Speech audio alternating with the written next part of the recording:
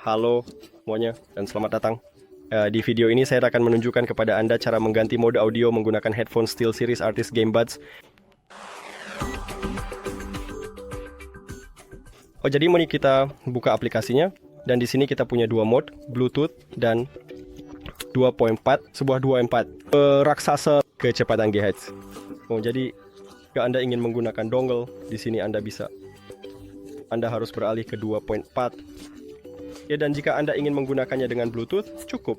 Biarkan di sini itu saja. Jadi Anda tinggal klik di sini dan itu saja. Atau Anda juga bisa klik 3 kali pada earbud kiri atau kanan Anda. Jadi 1, 2, 3. Dan saya baru saja menggantinya. 1, 2, 3. Dan saya sudah menggantinya lagi. Itu saja. Terima kasih menonton video ini.